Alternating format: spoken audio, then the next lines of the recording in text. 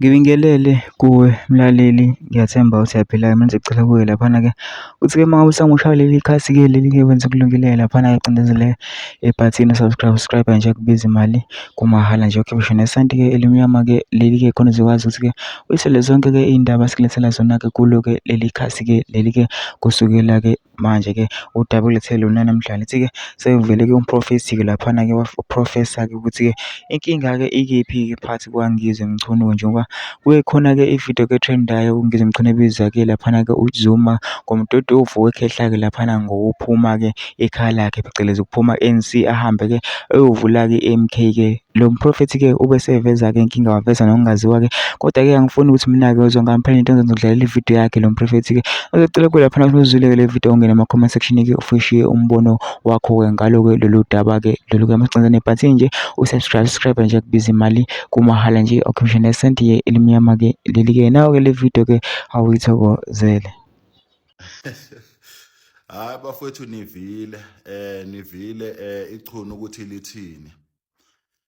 Nivile ukuthi ichunu lithini. Bafowethu bendiyithethile lento lena ukuthi ichunu lithengiwe.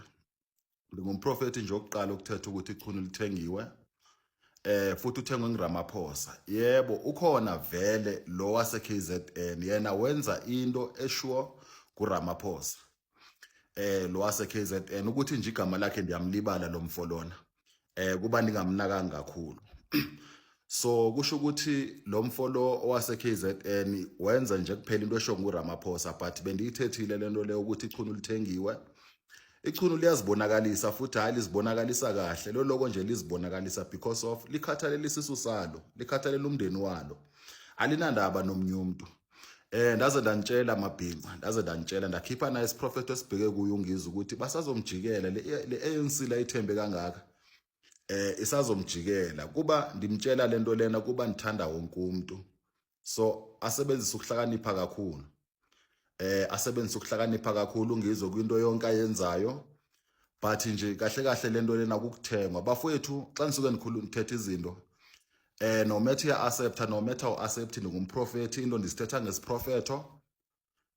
Futhi endikuthethayo konke isho noba ningathetha into phakathi kwenu njengoba bendiyithethe nale kaMacingwane, into iyavela.